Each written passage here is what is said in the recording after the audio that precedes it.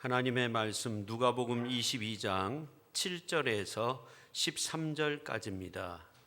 유월절 양을 잡을 무교절 날이 이른지라 예수께서 베드로와 요한을 보내시며 이르시되 가서 우리를 위하여 유월절을 준비하여 우리로 먹게 하라.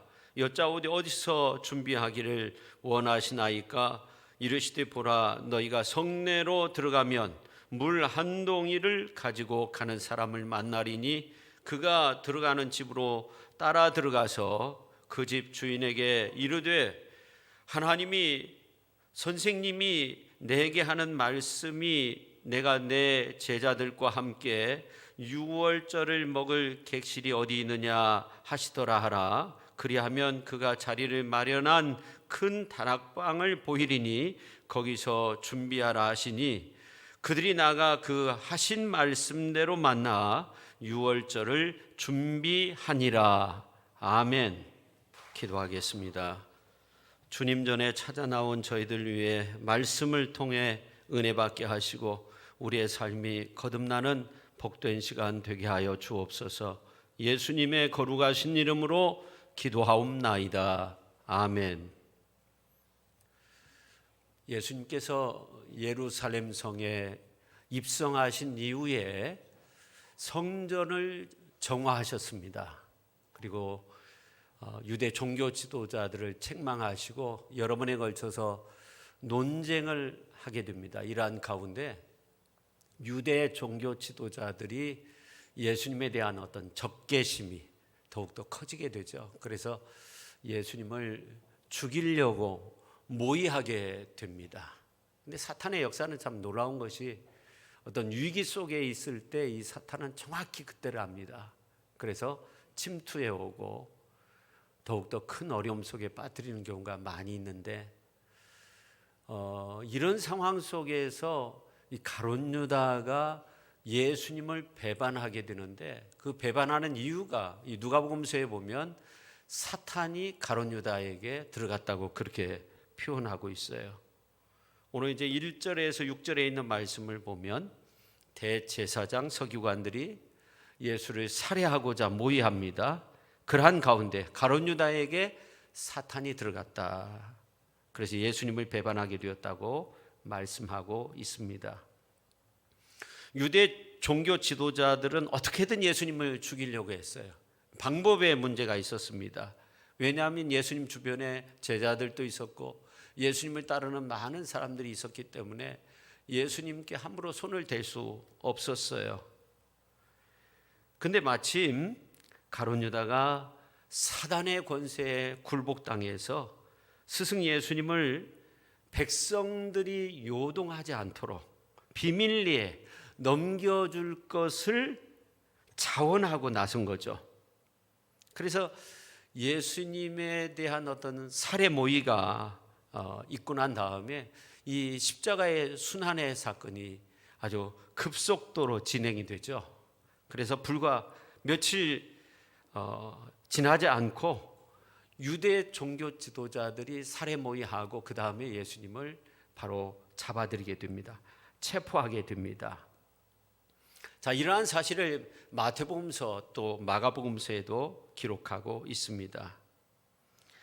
자, 그런데 재밌는 것은 가룟 유다의 배신 사건 이전에 나병 환자 시몬의 집에서 마리아가 예수님의 머리에 기름을 붓는 그러한 사건이 있는데 마태복음, 마가복음서에도 그것을 기록하고 있어요.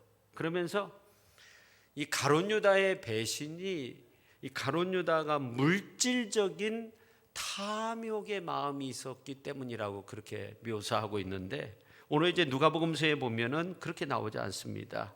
그 근본적인 배신의 동기가 바로 사탄의 유혹이었다고 그렇게 말씀하고 있죠.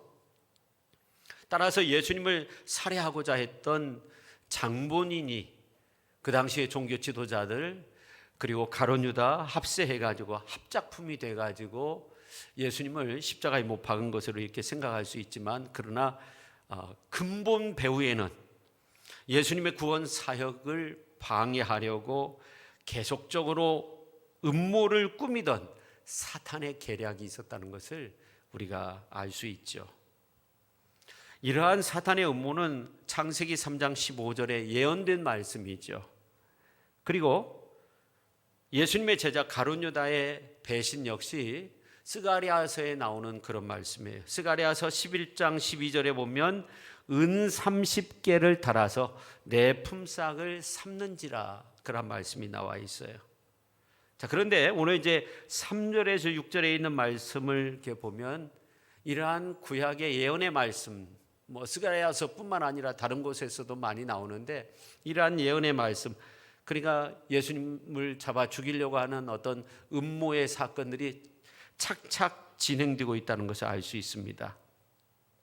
근데 재밌는 것은 1절에 이런 말씀이 나와요. 6월절이라 하는 무교절이 다가오매. 또 7절 말씀 한번 보세요. 6월절 양을 잡을 무교절 날이 이른지라, 그렇게 말씀하고 있어요. 여러분, 6월절과 무교절은 상당한 차이가 있는 겁니다. 무교절은 벌써 일주일 넘게 이렇게 진행이 되는데 6월절은 하루만 지키는 거죠. 그런데 이 누가는 6월절과 무교절을 함께 보고 있어요. 같이 보고 있어요. 이건 누가의 착각이 아니라 의도된 기술 내용입니다. 여러분, 6월절은 히브리 말로 페사흐, 지나간다, 유월한다, 그러한 뜻을 가지고 있습니다. 하나님께서 이스라엘 백성들을 출애굽시키기 위해서 모세를 선택해서, 모세가 이제 애굽 나라 바로한테 가가지고, 애굽 왕한테 가가지고 우리를 내보내달라고 그렇게 요구를 하지만 바로가 그것을 거절하게 돼요. 그래서 하나님께서 애굽 나라에 10가지 재앙을 내리죠. 마지막 재앙이 초태생을 하나님께서 멸하시는 그러한 심판의 내용이었어요. 사람뿐만 아니라 짐승들도 마찬가지입니다. 그러니 어떻게 되겠어요? 하룻밤에 초태생이 다 죽게 되었을 때 애굽 나라는 완전히 울음 바다가 됐죠. 근데 참 놀라운 것은, 놀랍게도 이스라엘 백성들에게는 그러한 죽음의 진노가 지나쳐 갔어요. 그것은 바로 이스라엘 백성들은 하나님의 지시하심을 따랐어요. 하나님께서 어린 양, 흠없는 어린 양을 잡아가지고 그 피를 문설주, 문인방에 바르도록 했어요. 실제로 그렇게 했어요. 발랐어요. 그러니까 죽음의 사자가 이스라엘 백성들의 집은 그냥 지나쳐간 거예요. 그럼 장자만 죽지 않고 다른 어려움이 있었는가? 그렇잖아요. 온 집안이 하나님의 보호하심을 입게 돼요. 그뿐만이 아니죠. 430년 동안 노예 생활했는데 이들이 해방됐어요. 해방된 그러한 기쁨 속에서 더 나아가 온 세계 열방에 하나님의 구원을 선포하는 제사장 나라가 되도록, 민족 백성들이 되도록 그렇게 하나님께서 만드셨어요. 얼마나 감격스럽겠어요. 얼마나 놀라운 일입니까? 그 이스라엘 백성들은 해마다 6월절이 되면 예루살렘으로 모여들었습니다. 대축제가 벌어지는 거죠. 해방의 하나님을 노래하고 기쁨으로 잔치 자리를 만들었습니다. 정말 즐겁고 행복한 명절이죠. 그런데 오늘 이제 성경 말씀을 살펴보니까 이런 6월절과 무교절을 함께 보고 있다는 거예요. 1절에도 7절에도 그렇게 나옵니다. 그러니까 이 누가는 6월절과 무교절을 같이 보거나 무교절이 6월절 양을 잡는 날이라고 그렇게 설명하고 있는 겁니다. 근데 여기에는 굉장한 큰 의미가 있어요. 여러분, 고린도전서 5장 7절에 있는 말씀을 보면 사도 바울은 6월절에 양을 잡는 그 모습은, 이거는 결국 예표고 그 실체는 예수 그리스도라고 그렇게 말하고 있어요.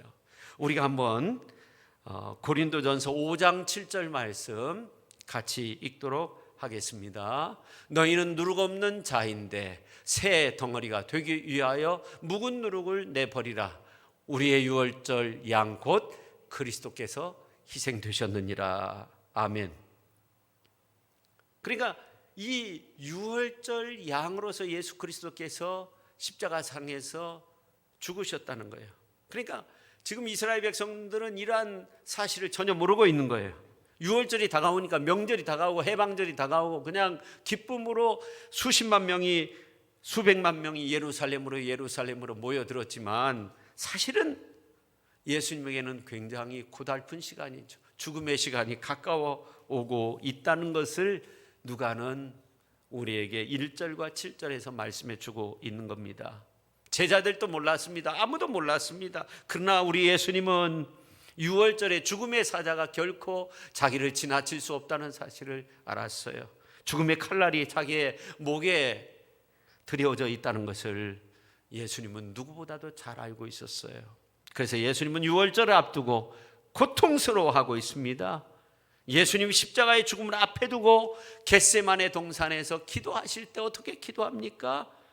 22장 누가복음서 42절에 있는 말씀을 보면 아버지여, 만약 아버지의 뜻이거든 이 잔을 내게서 좀 옮겨주옵소서, 그렇게 기도를 합니다. 얼마나 고통스러웠으면 이러한 기도를 했겠어요. 얼마나 힘드셨으면 하나님의 아들, 하나님과 동등한 예수님께서 그런 기도를 하셨겠어요. 예수님은 할 수만 있다면 이 죽음의 고통을 피하고 싶었어요. 어느 누가 자기의 죽음에 대해서 기뻐할 수 있겠어요? 그것도 인간의 형벌 가운데 가장 극도의 고통을 느낄 수밖에 없는 십자가의 죽음. 인류의 모든 죄 짐을 대신 지시는 그 십자가의 형벌을 앞에 두고 어떻게 기뻐할 수 있겠어요? 근데 예수님은 결국 이렇게 기도합니다. 그러나 내 원대로 마옵시고 아버지의 원대로 되기를 원합니다. 그렇습니다. 예수님께서는 자기의 뜻보다 하나님 아버지의 뜻이 더욱더 귀했던 거죠. 처절한 고통의 상황 속에서도 예수님은 유월절 어린 양의 길을 걸으신 거예요. 이런 예수님의 모습을 이사야 선지자는 직접 눈으로 보기라도 한 듯 이사야서 53장 7절에서 이렇게 말합니다. 700년 전에 이미 이런 말을 하고 있습니다. 자, 7절 같이 한번 읽어볼까요? 그가 곤욕을 당하여 괴로울 때에도 그의 입을 열지 아니하였으며 마치 도수장으로 끌려가는 어린 양과 털 깎는 자 앞에서 잠잠한 양같이 그의 입을 열지 아니하였도다. 아멘. 유월절 어린 양의 모습으로 우리를 대속하시기 위해서, 우리의 죄를 용서해 주시기 위해서 십자가의 길을 묵묵히 걸어가셨어요. 이렇게 예수님께서는 하나님의 어린 양으로서 십자가를 짊어지신 겁니다. 우리를 천국 백성 만들기 위해서, 하나님의 자녀 삼기 위해서입니다. 여러분, 사도 바울을 비롯한 많은 신앙의 위인들의 모습을 보십시오. 그들이 어떻게 그 죽음의 골짜기를 두려워하지 않고 묵묵히 그 사명의 길을 걸을 수 있었을까? 자원해서 그 고난의 십자가의 길, 역경의 길, 사명의 길을 묵묵히 걸어갔어요. 그것은 바로 우리 예수님이 유월절 어린 양으로 죽음의 십자가를 향해서 묵묵히 걸어가심으로써 하나님의 구원을 이루셨어요. 한 사람 한 사람 위에 영원한 생명을 주셨어요. 이러한 사실을 너무나도 잘 알고 있었기 때문에 위대한 믿음의 사람들은 그 많은 어려움과 고통 가운데서도 설사 죽음이 앞에 놓여 있을지라도 그 사명의 길을 걸었어요. 오늘 우리도 이러한 진리에 대한 확신을 가져야 됩니다. 그리고 자기 몸을 유월절 양으로 드리신 그 예수님을 찬양하며 찬미하며 살아갈 수 있어야 됩니다. 베드로 사도는 말합니다. 베드로전서 1장 19절 말씀을 보면 오직 흠없고 점없는 어린 양 같은 그리스도의 보배로운 피로 된 것이라고, 하나님의 구원이 예수 그리스도의 그 보혈의 능력으로서 이루어진 거라고 그렇게 말하고 있습니다. 오늘 2절 말씀을 한번 보십시오. 이러한 가운데, 이러한 상황인데 대제사장들, 서기관들이 예수를 무슨 방도로 죽일까 궁리하고 있었어요. 연구하고 있었어요. 결정했어요. 우리가 예수를 죽이자. 결정한 거예요. 다 결정은 되고 방법이 문제인 거예요. 어떻게 하면 죽일까? 얼마나 어처구니 없는 일입니까? 황당한 일이죠. 여러분, 지금 예수님을 죽이려고 하는 자들이 누굽니까? 예수님에 대해서 너무나도 잘 알고 있었던 사람들 아닙니까? 성경에 대해서, 성경의 메시아에 대해서 너무나도 잘 알고 연구해 오던 사람들 아닙니까? 예수님 왔을 때 겸손하게 예수님 앞에 무릎 꿇어야 되는 저들의 모습 아닙니까? 그런데 예수님을 죽이고자 혈안이 되어 있었습니다. 우리는 이러한 사실에서 귀중한 교훈을 얻을 수 있습니다. 사람이 높은 자리에만 있다고 능사가 아니라는 거예요. 예수님 말씀하셨어요. 마가복음서, 마태복음서에도 나오는데 너희 중엔 그렇지 않을지니 너희 중에 누구든지 크고자 하는 자는 너희를 섬기는 자가 되고 너희 중에 누구든지 으뜸이 되고자 하는 자는 모든 사람의 종이 되어야 하리라. 마가복음 10장 43절에서 44절에 나와 있습니다. 여러분, 우리는 늘 어떻게 보면 낮은 자리에 서기를 힘쓰고 아니 어느 곳에 있어도 겸손의 미덕을 잃지 말아야 됩니다. 잠언서 11장 2절에 보니까 교만이 오면 욕도 오거니와 겸손한 자에게는 지혜가 있다. 눈이 높은 것과 마음이 교만한 것과 악인이 형통한 것은 다 죄라고 했어요. 악인이 형통하는 것 같지만 하나님 보실 때는 아름답지 못한 모습이라는 거예요. 근데 오늘 또 7절에 보니까 유월절 양을 잡을 무교절 날이 이르렀다고 그렇게 말하고 있어요. 다시 말씀드리지만 이것은 유월절 어린 양 되신 예수님께서 십자가에 달려 죽으실 그 날이 당도했다는 그런 의미가 있는 거죠. 그렇습니다. 예수님은 이 유월절에 죽으셔야 했어요. 예수님이라고 피하고 싶은 마음이 없겠어요. 인성을 지니고 있기 때문에 두려웠어요. 천사들을 동원해 가지고 피할 수도 있었어요. 그러나 예수님은 그 고난의 길을 마다하지 않았어요. 왜냐하면 고난이 없으면 구원이 없는 거예요.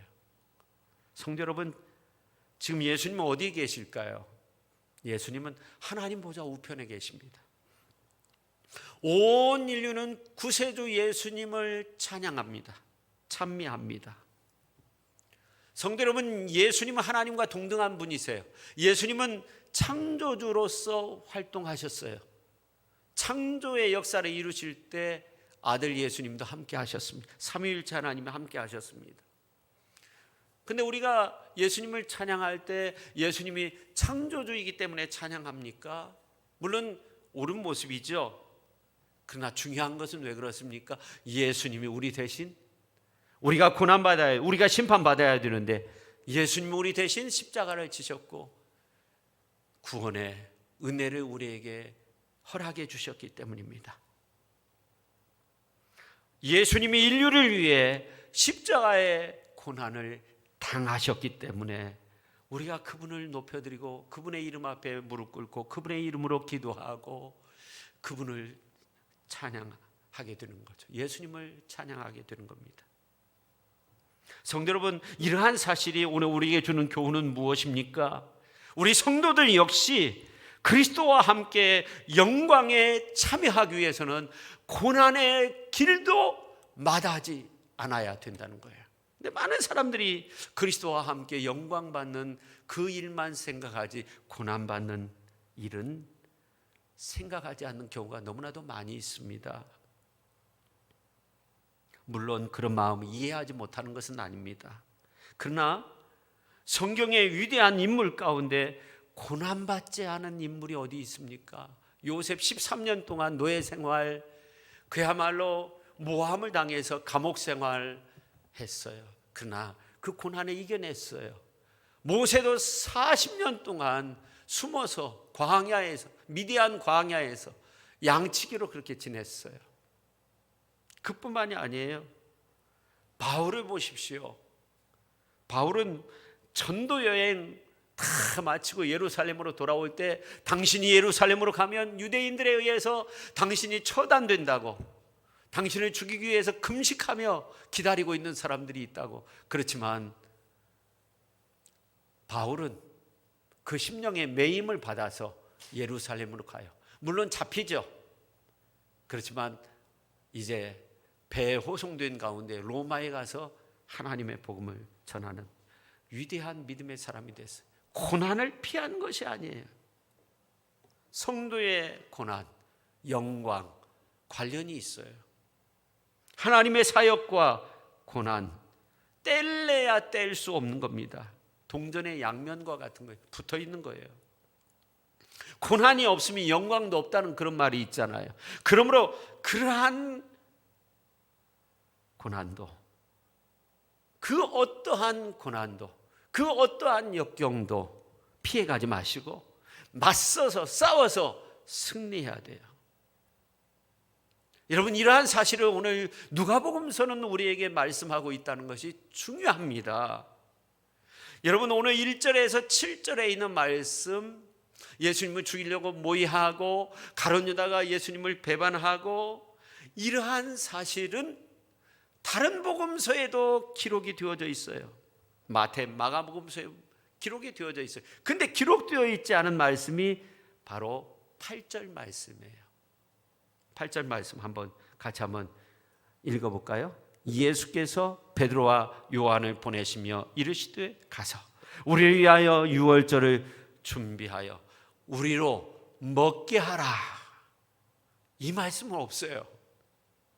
마태복음서 26장 17절에 있는 말씀을 보면 제자들이 예수님께 와서 예수님 이제 6월절에 음식 잡수실 것을 우리가 어디 가서 준비해야 됩니까? 그렇게 묻는 장면이 나올 뿐이에요. 마가복음서 14장 12절에도 보면은 6월절 양 잡는 날에 이 제자들이 예수께 와가지고 이제 물어보는 거예요. 우리가 어디로 가서 선생님께서 6월절 음식 잡수시게 할 거를 우리가 어디에서 이렇게 준비하기를 원하십니까? 제자들이 와서 이렇게 질문하는 것으로 말하고 있는데, 누가복음서는 그냥 그 내용만 나와 있는 것이 아니라 그 앞에 8절에 예수님께서 먼저 말씀하고 먼저 명령하고 있는 거예요. 베드로 요한을 보내시면서 이르시되 가서 우리를 위하여 6월절 준비하여 우리로 먹게 하라. 6월절을 준비하도록 했어요. 그러니까 이 말씀 뭐냐면 예수님은 고난을 피해간 것이 아니에요. 여러분, 이제 6월절이면 예수님이 양 잡는 날에 잡히셔서 이제 십자가상에서 하나님의 어린 양으로서 고난 받으셔야, 죽으셔야 돼요. 근데 무슨 밥맛이 돌겠어요. 무슨 6월절 만찬을 준비하고 그러고 싶겠어요. 마태나 마가는 그런 내용을 기록하지 않아요. 근데 누가복음서에는 예수님께서 준비하라는 거예요. 베드로와 요한 부르셔가지고 오라고 해가지고 우리 위해서 6월절 음식을 준비하라. 6월절 밥과 음식을 준비하라. 그러니까 고난에 피해가는 것이 아니에요. 예수님 누가복음서에 보면 적극적으로 맞서서 싸워서 승리해야 된다는 겁니다. 근데 참 재밌는 것은요, 오늘 이제 9절 말씀을 보면 예수님께로부터 6월절에 예비하라는 이러한 명령을 받은 베드로와 요한이 겸손한 자세로 예수님께 묻습니다. 자, 9절 말씀 같이 한번 읽도록 하겠습니다. 여짜오되 어디서 준비하기를 원하시나이까? 여러분, 그 당시는 이런 음식을 준비하고 밥을 준비하고 먹을 걸 준비하고 빵을 준비하고 음료를 준비하고 여성들이 다 하던 시절이었어요. 밥과 반찬 준비하는 거. 근데 여러분, 오늘 이제 말씀해 보니까 예수님께서 이미 2000년 전에 제자들 베드로 요한 남성이잖아요. 음식 준비하라고 명령하셨어요. 근데 그 명령에 베드로와 요한이 순종하면서 겸손하게 우리가 어디에 그 음식을 준비해야 됩니까? 얼마나 신중하고 얼마나 경건한 그런 모습입니까? 아멘 하면서 그러면 어디에 준비해야 됩니까? 여러분, 세상이 많이 달라졌어요. 어떤 때는요, 남성분들이 음식도 준비하고 밥도 준비하고 그렇게 해야 돼요. 세상이 달라졌어요. 근데 이제 13절 말씀을 보면 그들이 나가 그 하신 말씀대로 만나 유월절을 준비하니라. 그렇게 말씀하고 있어요. 어떻게 보면 지극히 하찮은 일이지만 충성된 마음과 태도로 그 일을 완수했다는 거예요. 13절에 보면 성도 여러분, 아름답지 않습니까? 우리는 흔히 큰 일만 해야 된다, 큰 일에 감동하고 치아를 받아야 된다, 이렇게 생각하는 경향들이 너무나도 많이 있습니다. 그래서 너도 나도 큰 일만 하겠다고 덤벼드는 이러한 모습들이 너무나도 많이 있습니다. 물론 큰 일을 하겠다는 그 마음도 중요합니다. 나쁜 것이 아닙니다. 그런데 큰 일만 생각하고 적은 일은 생각하지 못하는 우리의 모습 아닙니까? 예수님은 지극히 적은 일에 충성한 자가 큰 일도 감당할 수 있다고 했어요. 남이 보지 않는 일, 남이 알아주지 않는 일, 남이 우습게 여기는 일도 귀하고 귀한 거예요. 최선을 다해서 완수하는 사람이 하나님 앞에서도 귀하게 쓰임 받을 수 있는 거예요. 그 대표적인 사람이 누굽니까? 오늘 이제 베드로와 요한도 마찬가지겠지만 다윗이죠. 이 다윗의 고백 가운데 시편 78편 70절부터 73절에 있는 말씀을 보니까 이 다윗이 하나님이 자기에게 기름 부음 받도록 그렇게 만드실 때 양의 우리에서 그리고 전양을 지키는 중에서 자신을 이끌어냈다는 거예요. 다윗을 이끌어내서 그러한 표현이 기록이 되어져 있어요.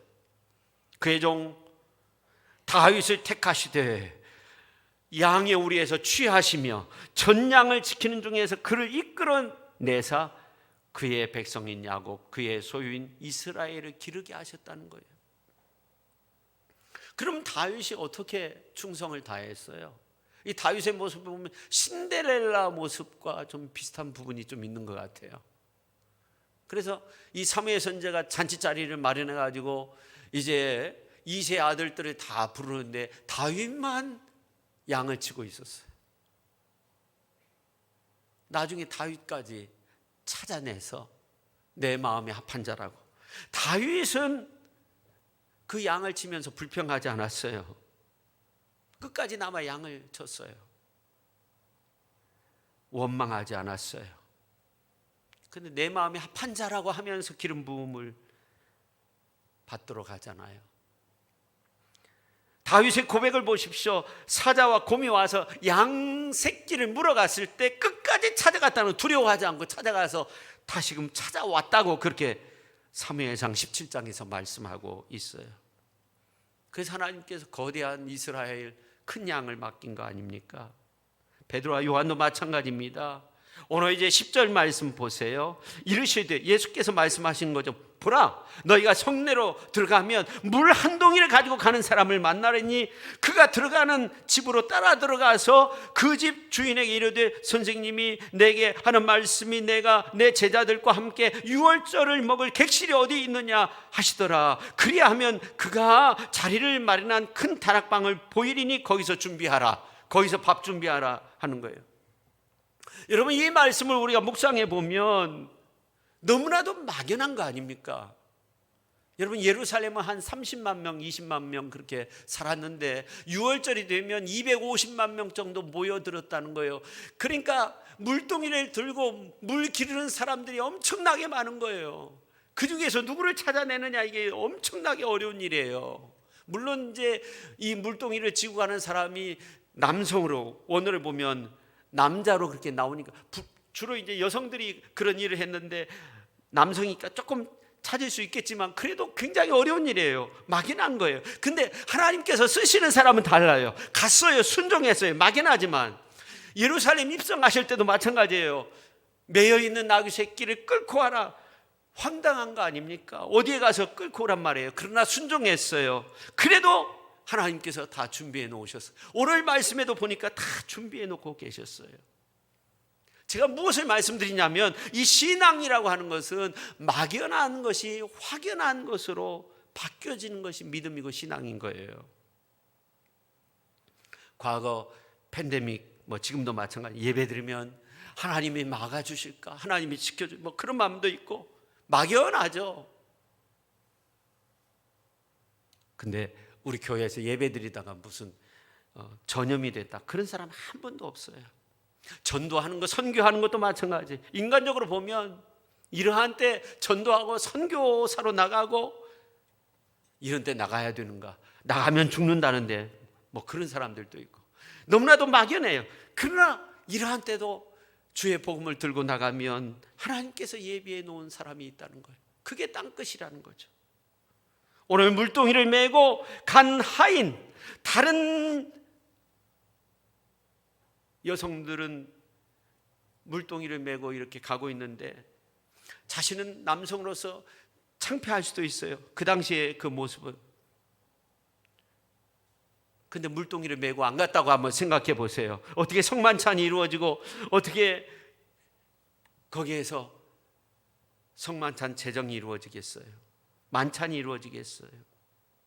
여러분이 막연하다고, 언제까지 이렇게 살아야 하냐고, 언제까지 마스크 쓰면서 예배드려야 하냐고 막연하지만 한탄하지 마십시오. 하나님은 여러분을 통해 예배, 찬송, 기도, 선교, 전도, 봉사 가장 아름다운 도구로 사용하시기를 원하신다는 것을 알아야 돼요.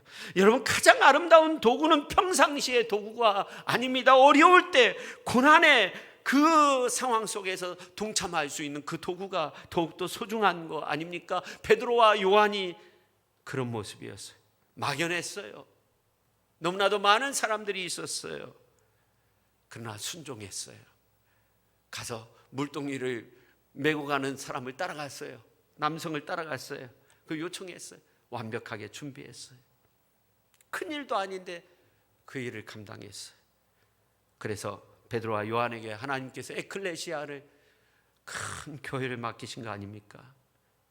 예수님은 작은 일에 충성을 다했던 막연한 가운데도 순수한 가운데서 따랐던 베드로와 요한을 모시고 먼 훗날 핍박 속에서도 자신의 양떼들을 잘 다스릴 것을 알았기 때문에 베드로와 요한을 통해서 큰 일을 맡기신 거 아닙니까? 이렇게 예수님께서는 지극히 작고 하찮은 일에 충성하는 사람에게, 막연하지만 믿음으로 나가는 그 사람에게 큰 것으로 맡겨주시는 줄로 믿으시기를 바랍니다. 그래서 우리가 사소한 일도 최선으로 감당하는 것이 중요해요. 주님이 말씀하십니다. 그 주인이 이르되 잘하였도다 착하고 충성된 종아, 내가 적은 일에 충성하였으며 내가 많은 것으로 내게 맡기리니 내 주인의 즐거움에 참여할지어다. 그렇게 말씀하고 있어요. 적은 일에 충성할 때 주님이 큰 것으로 맡기신다는 거예요. 근데 오늘 본문 말씀에 보면 그렇게 적은 일에 충성한 베드로와 요한도 있지만 무명한 자 같지만 유명한 자도 나와요. 오늘 하인의 모습이죠. 오늘 10절 11절에 있는 말씀을 보면 6월절 만찬 자리를 제공하기 위해서 힘썼던 사람들이죠. 성경에 보면 이 사람이 누군가, 그 하인이 누군가, 그 집주인이 누군가, 막연히 마가의 집일 거다 이렇게 추정하죠. 그 이름이 밝혀진 것은 아니에요. 여러분, 이러한 사람들이 성경에 많이 나옵니다. 오병이어의 기적을 행할 때 그 어린아이 이름이 나옵니까? 그 어린아이의 이름을 예수님께서 몰랐을까요? 알았을 거예요. 그러나 나오지 않아요. 베세다 광야에서의 그 오병이어를 바쳤던 그 소년, 예수님의 발에 향유를 붓고 눈물만 흘렸던 한 여성의 모습, 그뿐만 아니라 예수님께서 입성하실 때 나귀를 제공했던 그 사람, 이름이 없었을까요? 왜 그들의 이름에 대해서 침묵하고 있을까요? 성서학자들은 박해와 관련이 있다 그렇게 보기도 해요. 박해가 있었기 때문에 그들의 이름을 이제 보호하기 위해서 기록하지 않았다.